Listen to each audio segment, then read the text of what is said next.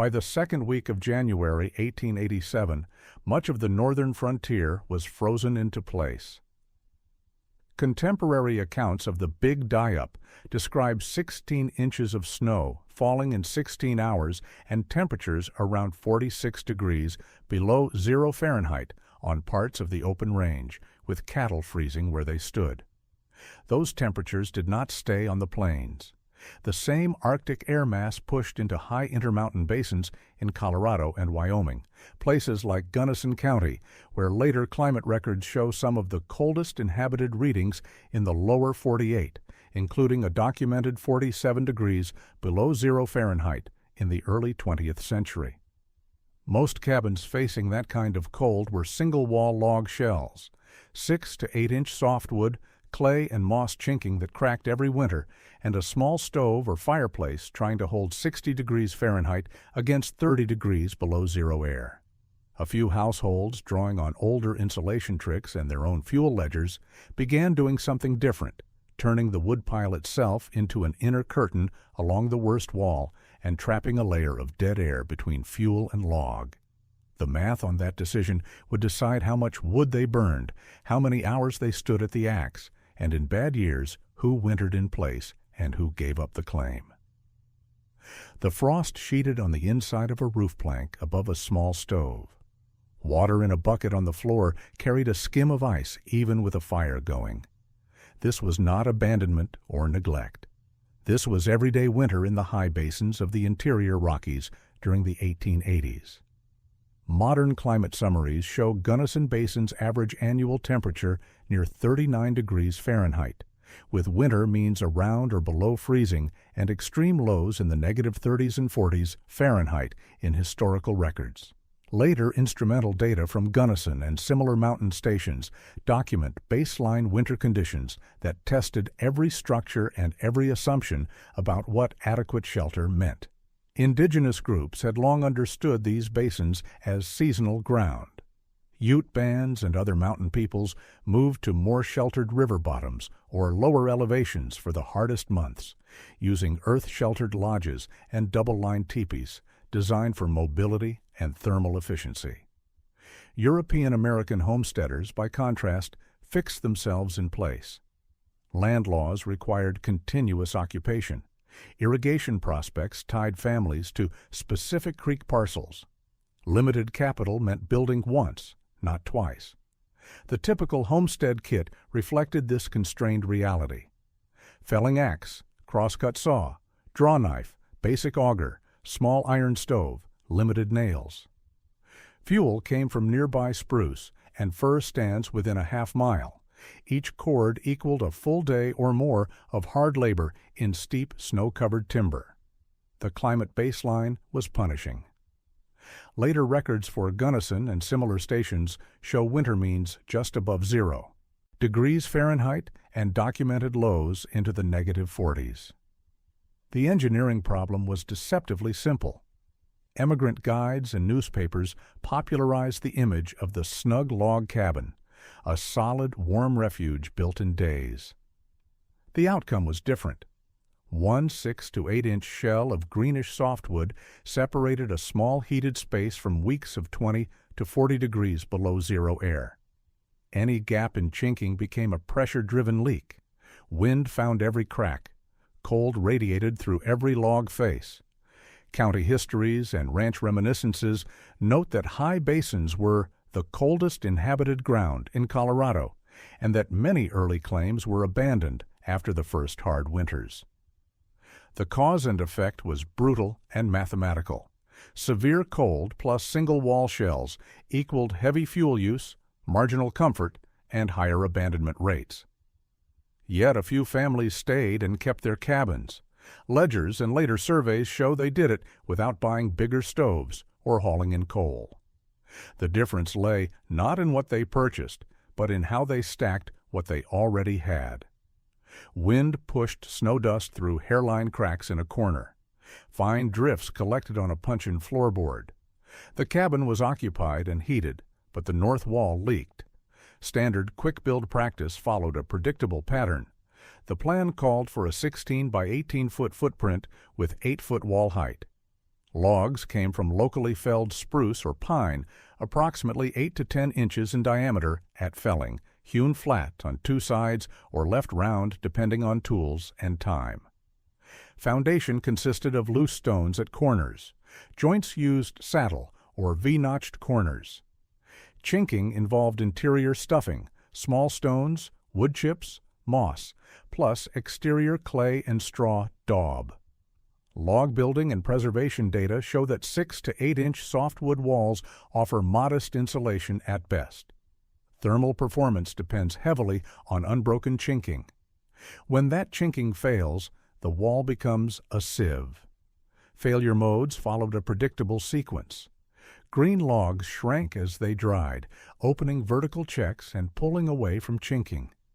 Clay daub cracked under freeze-thaw cycles, pieces fell out over time. Corner settlement shifted loads, opening diagonal gaps. Bark left on logs retained insects and moisture, accelerating localized decay and opening more leaks. The numbers made the problem concrete. A 16 by 18 cabin presented approximately 600 to 700 square feet of exposed wall area. The north wall alone, 16 feet wide by 8 feet high, represented 128 square feet directly facing winter storm tracks. Design interior temperature aimed for 60 degrees Fahrenheit. Outside air sat at 10 to 30 degrees below zero. The felt outcome was far worse than the numbers suggested. The north interior log surface temperature might run in the mid-30s Fahrenheit. Radiant chill plus downdrafts made that corner feel 20 degrees colder than the suite room's nominal air temperature. Water buckets froze. People avoided sitting near that wall. Animals refused to sleep there. National Park Service technical literature on historic log structures confirms that daubing is the least durable element of a log wall. Periodic replacement was expected. The problem was that frontier households often lacked time and materials for optimal maintenance. Each neglected crack became a jet of cold air. Strong pressure differences across the north wall magnified even small defects.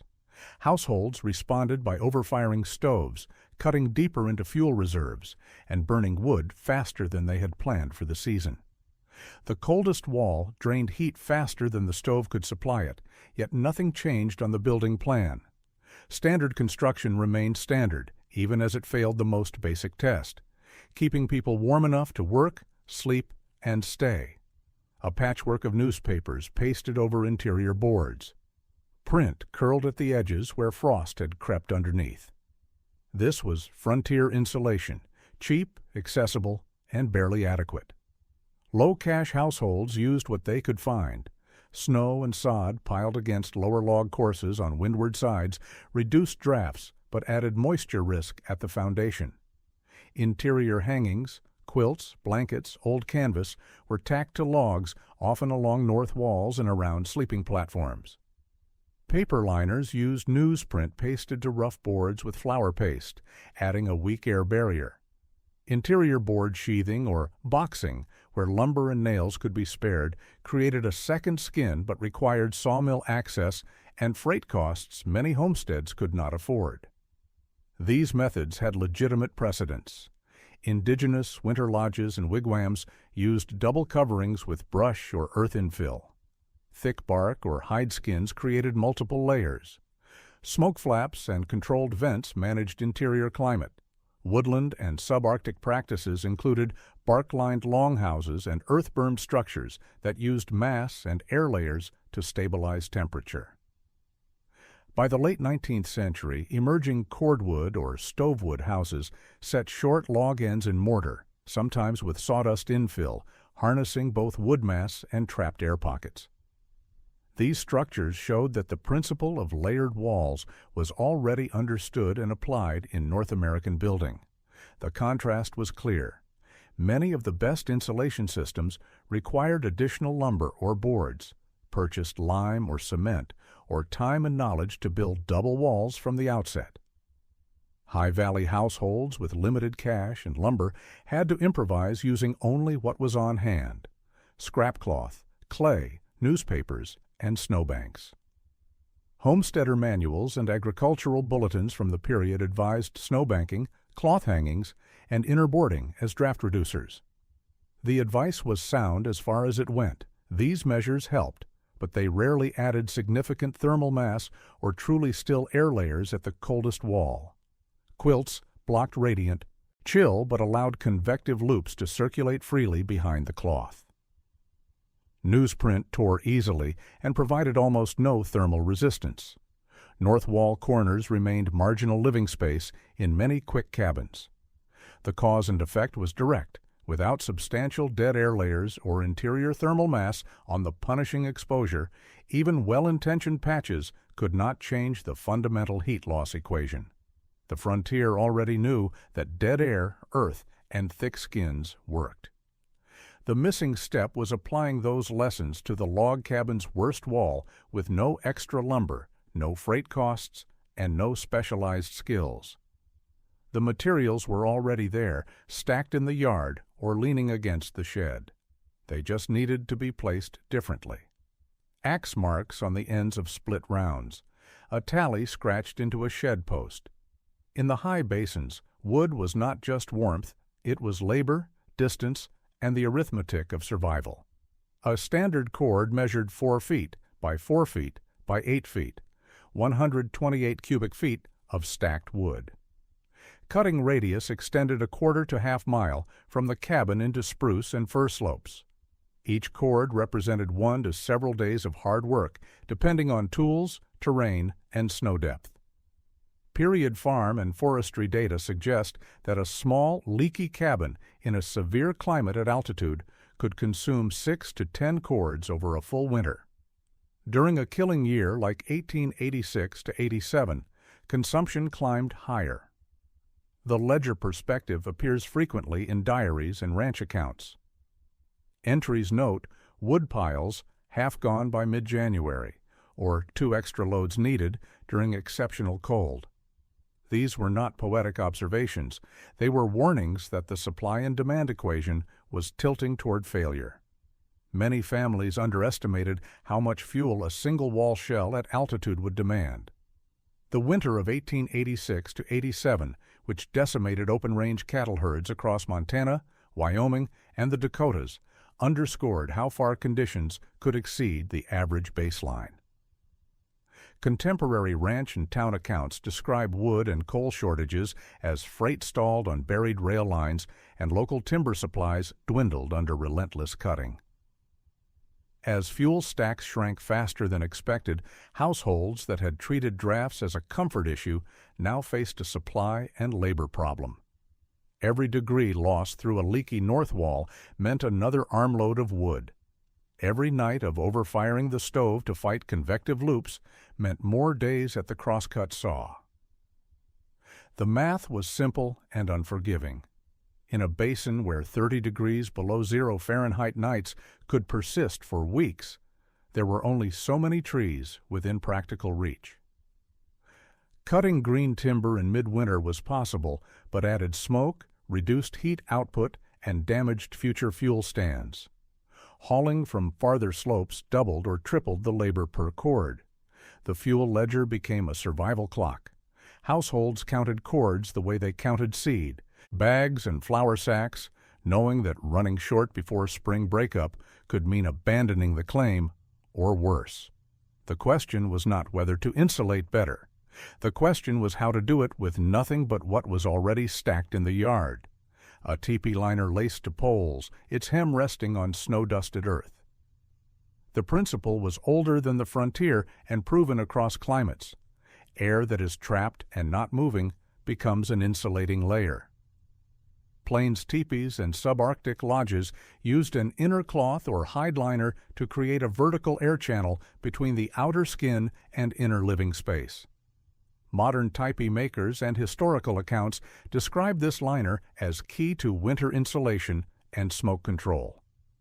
The liner sits several inches off the outer hide, creating a continuous dead air gap. Warm air rises along the outer skin, exits through controlled vents at the top, and pulls fresh air in at the base, managing both temperature and air quality. Sod houses and dugouts on the Great Plains relied on thick, relatively still layers of soil for temperature stability. Earth's thermal mass and insulating properties kept interiors cooler in summer and warmer in winter than the daily extremes outside. Cordwood masonry and stovewood houses placed log ends in a mortar matrix with small air pockets in the wall core, combining wood's moderate insulation with trapped air. These systems were not hidden or theoretical. Frontier builders observed them directly. Trappers, traders, and early settlers saw teepee camps in winter. Homesteaders dug sod houses and half-cellars. Cordwood construction appears in building records across the northern United States and Canada by the mid to late 19th century. Yet log cabin builders often relied on solid wood thickness alone, with little appreciation for interior air layers except as incidental spaces behind paneling or cupboards. The expectation was that stacking logs tightly and filling gaps with clay would be sufficient. The result in extreme cold proved otherwise.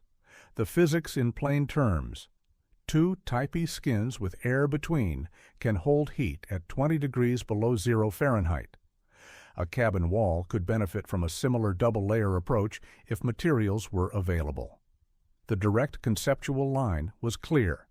What worked for hide and poles could work for logs and wood if someone applied the principle deliberately.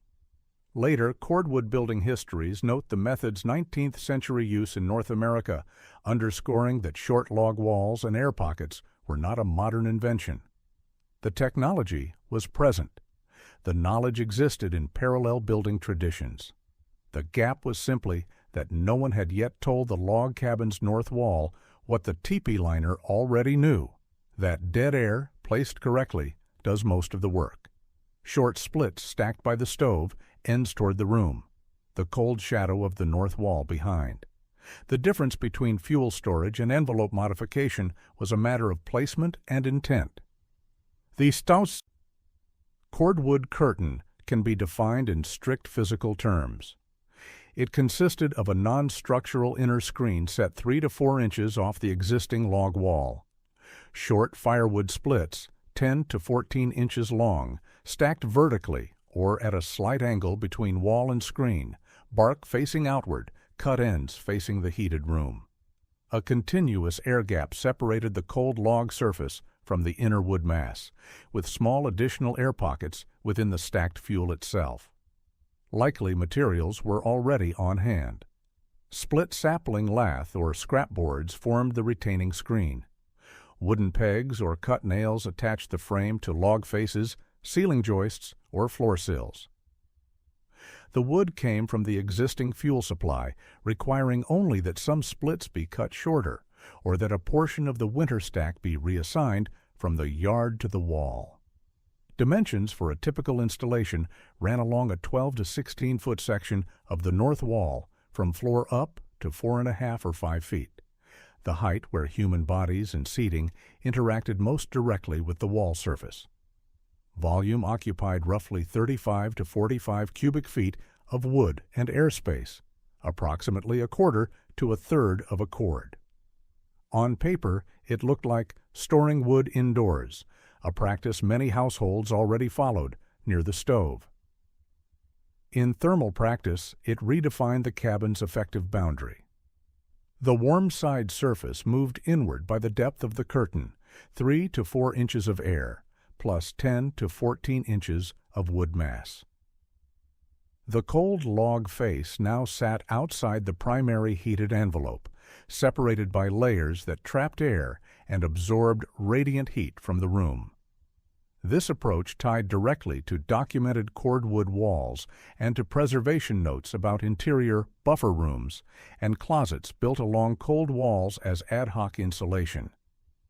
The cordwood curtain was not an isolated invention. It was a variation on a recurring frontier pattern, using what was available to create a second skin where it mattered most. One stack of wood, placed correctly, now worked twice, first as a thermal layer, then later in the season as fuel. The woodpile had become part of the wall, brace and bit leaning against a log, shavings on the floor. cold light from a small north window. The work was methodical, not complex. Realistic tools for the job included what most homesteads already owned: axe, froe for splitting, crosscut saw, brace and bit for boring, hammer, and knife. The process followed a clear sequence. First, lay out a line 3 to 4 inches off the north wall, parallel to the log surface, using a chalk line or straight edge. Second, bore angled holes at intervals into log joints or solid faces and drive hardwood pegs outward to the marked line. Third, set a bottom sill strip, often resting on small stones or scrap planks, to keep the base dry and allow air circulation. Fourth, install vertical studs or horizontal rails fixed to the pegs, creating a light frame.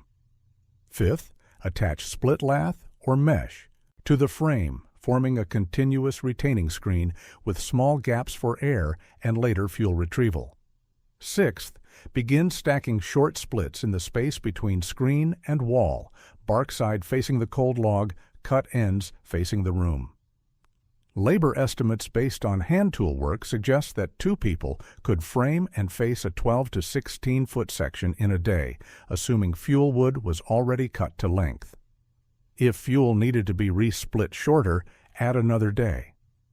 The time investment was significant but front-loaded, 1 or 2 intensive days in decent weather versus repeated heavy firing and cutting during the worst cold.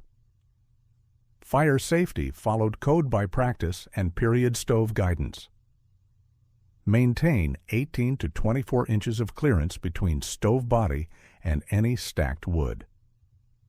Use a plank or stone hearth buffer on the floor to prevent rolling embers from contacting the screen. Leave a small top gap between the curtain's upper edge and the ceiling to vent moisture and equalize air pressure.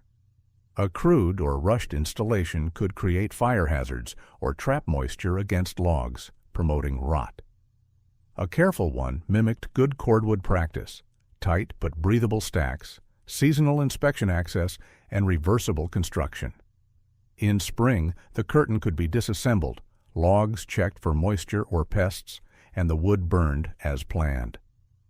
The result added a low-cost, reversible inner layer with no boards from the sawmill, no nails beyond a small box, and no freight charges. Done correctly, the cordwood curtain cut drafts without adding fire risk or requiring specialized skills. One day with the brace and froe could remove weeks of midnight trips to a wind-scoured woodpile. A simple wall-mounted thermometer, 1 nail holding it to a log near the north bench. The instrument was crude, but the differences it revealed were not. Reconstructed comparisons based on building physics reasoning offer a transparent test. Cabin A, bare north wall, standard chinking, typical stove, and firing schedule. Cabin B, identical shell and stove, plus a cordwood curtain across the north interior wall. Expected surface temperature differences follow directly from added thermal resistance.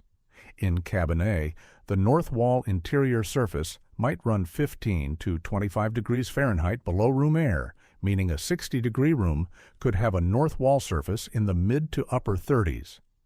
In Cabin B, with 3 inches of dead air and 10 to 14 inches of wood mass between the room and the cold log, the curtain face might read only 5 to 10 degrees below room air, low to mid-50s Fahrenheit. Overnight temperature behavior also changed. After the last firing, Cabin A's room air would fall rapidly as heat conducted through the thin, leaky north shell and convective loops pulled warm air toward the cold surface. Cabin B's inner wood mass, warmed during the day by radiation from the stove and room air, re-radiated some of that stored heat back into the space overnight, slowing the temperature drop. Converting to fuel terms required simple reasoning. If heating degree hours lost through the north wall dropped by roughly 1/3 to 1/2 due to higher interior surface temperatures, and that wall accounted for 10 to 15% of the cabin's total shell heat loss, then total fuel demand might drop on the order of 5 to 10%. Over a 120-day heating season, burning 6 to 8 cords, that translated to savings of roughly half to 1 full cord. The lived experience showed up in observable markers. Cats and dogs resumed sleeping on the north bench. Water buckets no longer formed skim ice in that corner overnight under typical firing.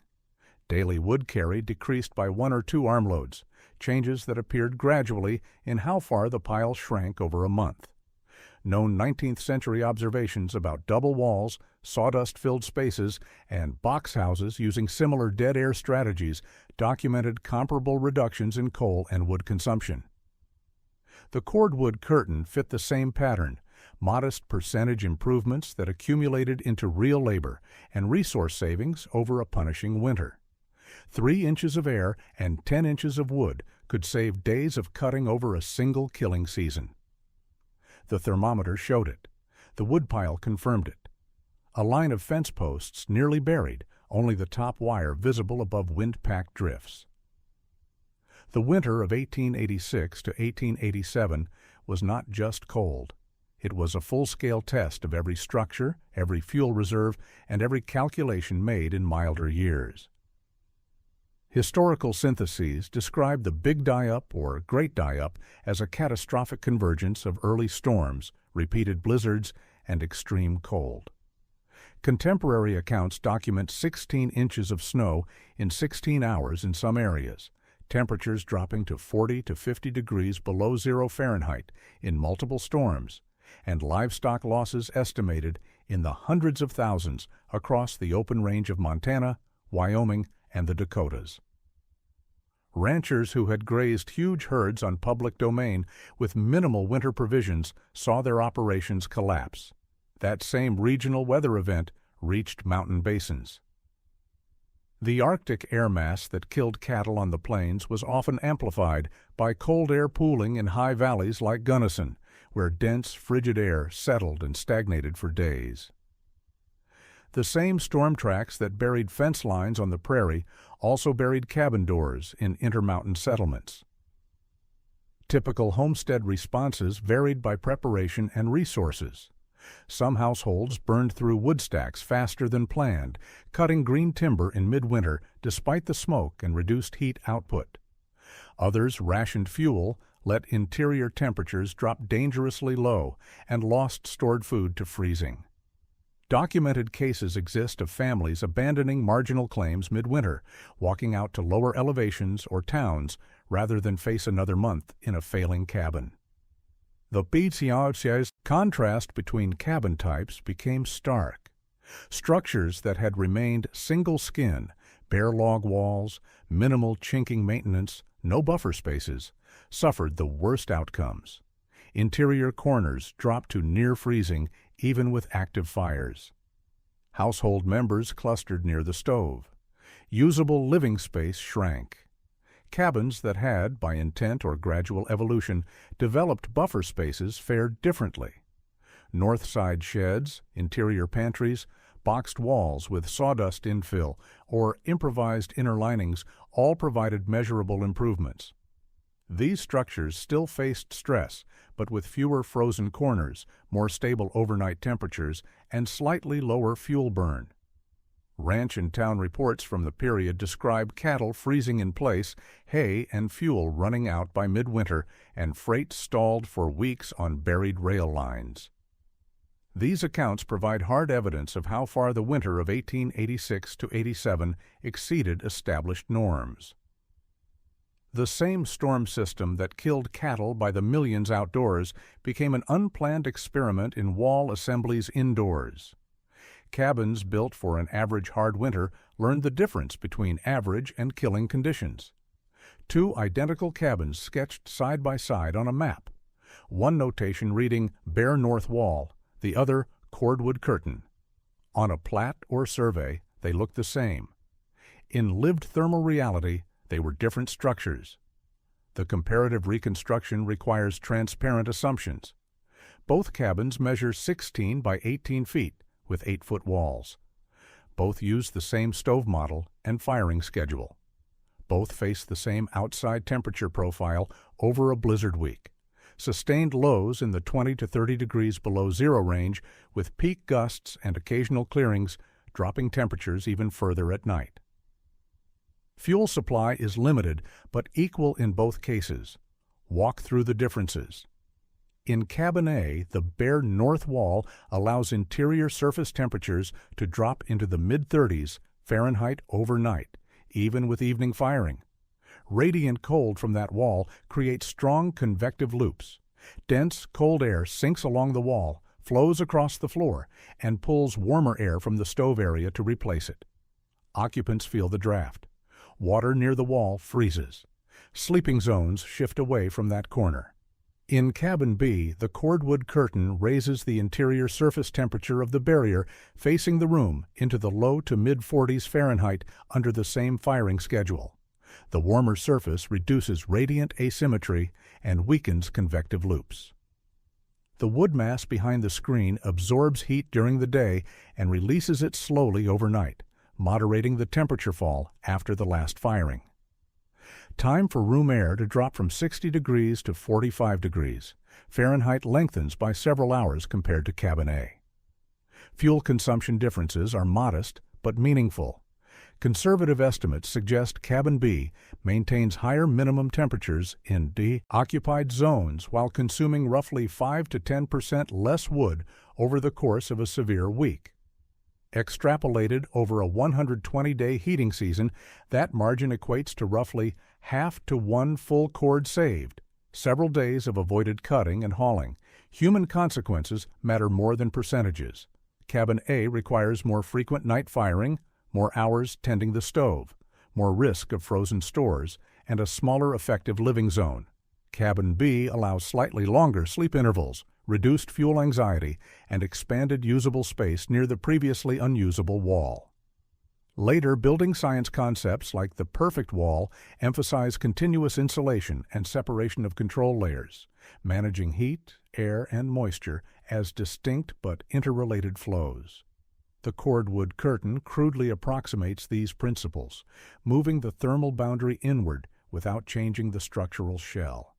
Without a single dimension of the cabin changing on official records, the effective warm side of the wall had shifted inward by the width of a firewood stick. To a visitor, both cabins looked alike from the road. Only the woodpile in the wall told a different story by March. A ledger page turned from winter 1885 to 86 to winter 1886 to 87. Marginal notes tighter and darker. The numbers told the story that memories softened. Frontier survival operated as cumulative arithmetic. Each household tracked cords cut per year, distance hauled, and days lost to fuel gathering versus income work or stock care. A 10 to 20% reduction in fuel demand during a killing winter changed the survival equation in ways that compounded over the season. First, it avoided cutting green wood midwinter, a practice that produced heavy smoke, reduced stove output, and damaged future fuel stands by taking immature or marginal trees.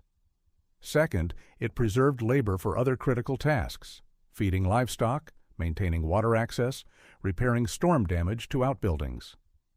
Third, it reduced the physical toll of repeated trips outside in extreme cold, trips that increased frostbite risk, exhaustion, and respiratory illness. The scale of individual household improvements contrasts sharply with the regional scale of the disaster. The Great Die-Up is remembered for open-range cattle losses, massive, visible, economically catastrophic. Yet at the household level, subtle envelope changes were part of why some families stayed on high, cold ground, while others abandoned claims. Settlement patterns and abandonment rates in particularly harsh basins show this effect indirectly. County records from Gunnison and similar high-altitude districts document claim lapses and departures clustered in the years immediately following 1886 to 87.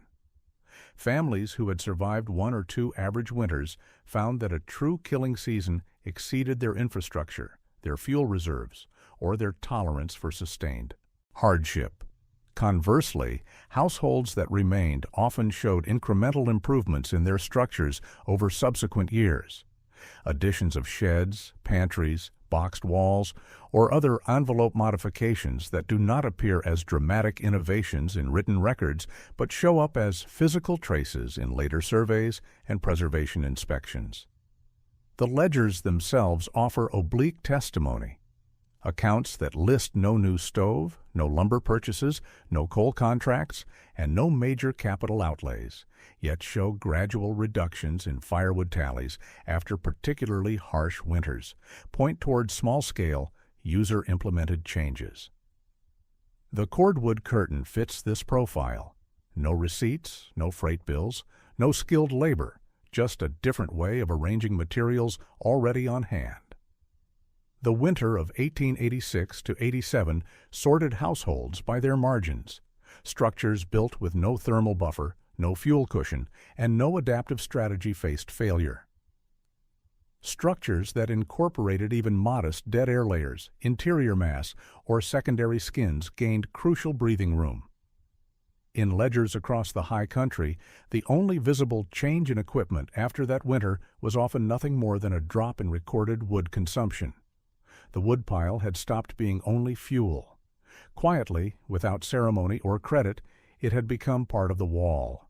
A cross-section drawing in a notebook, outer logs, inner boarding, sawdust fill, interior paneling, each layer labeled with simple notes. By the 1890s and early 1900s, the cordwood curtain's core principles were being formalized, not as a single named invention, but as part of a broader recognition that walls needed to manage heat, air, and moisture as separate but related problems. The principles behind the trick were straightforward. First, thermal mass belongs inside the heated volume where it can absorb and re-radiate warmth, not outside where it simply conducts heat away.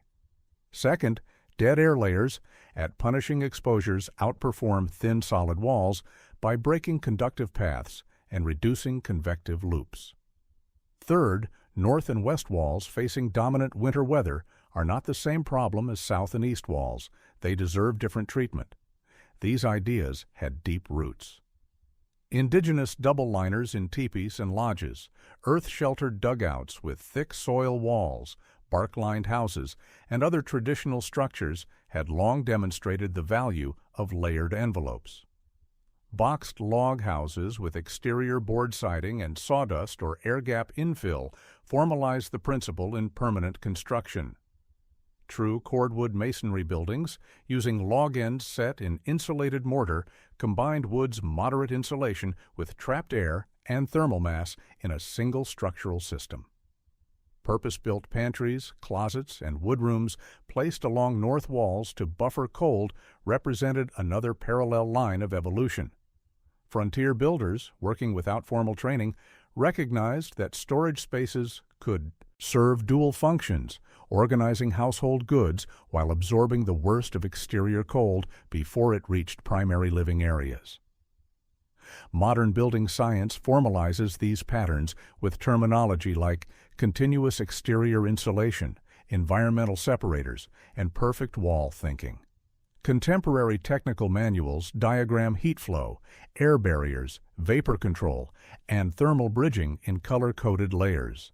The physics being described, control of conduction, convection, radiation, and moisture, are the same physics that frontier improvisers tested with nothing more than hand tools, scrap materials, and direct observation of what worked. The cordwood curtain stands as a textbook example of user-invented solutions that line up neatly with later engineering models. It was not designed using calculations or laboratory testing.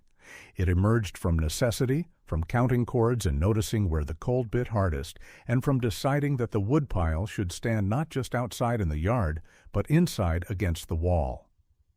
Later preservation reports and rural building histories note how log shells tended to accumulate additional skins, outbuildings, and envelope modifications over decades as occupants learned which exposures punished them most.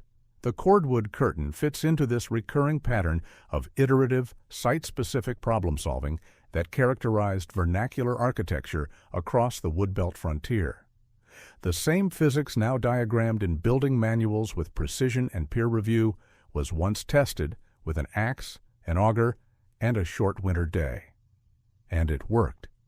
A surveyor's pencil noting unusual peg holes along an interior north wall. An old ledger nearby listing winter cord counts across decades.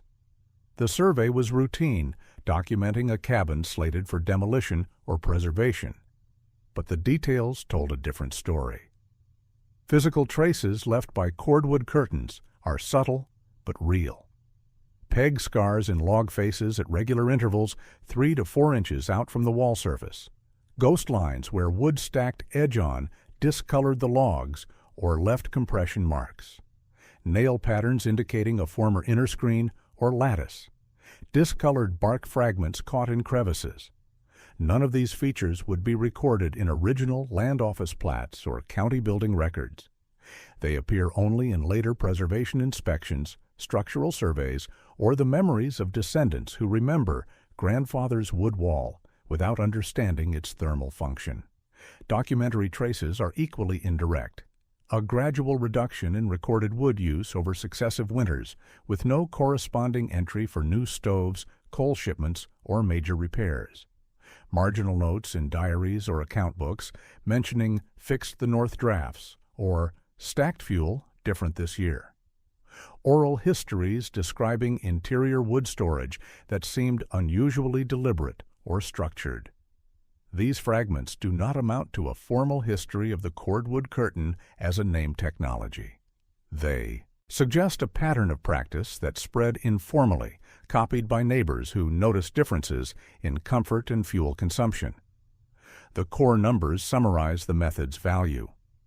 A small percentage drop in heat loss, 5 to 10% across the whole envelope, translated to real reductions in seasonal fuel demand. Half to 1 cord saved over a severe winter. Several days of cutting and hauling avoided. Hours reallocated from fuel gathering to stock care, repairs, or simply rest. Fewer nights of interior freezing. Less illness and fatigue from standing guard over an overfired stove. The cordwood curtain belongs to a wide class of small, local craft decisions that determined whether marginal homesteads stayed viable in punishing climates. These decisions rarely appear as inventions in historical narratives. They survive as construction details, artifact patterns, and the accumulated wisdom passed informally from household to household. No single family or builder receives credit.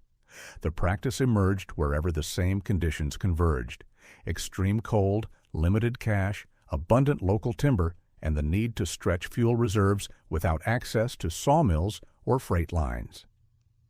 It was rediscovered independently by different households facing identical problems. It left traces in dozens of cabins across the high country, most now gone, a few preserved as curiosities without full understanding of their thermal logic. The final image is simple and factual. The ledger entry showing no purchase of a larger stove, no carloads of coal, just a gradual drop in firewood tallies after the north wall gained its second improvised skin.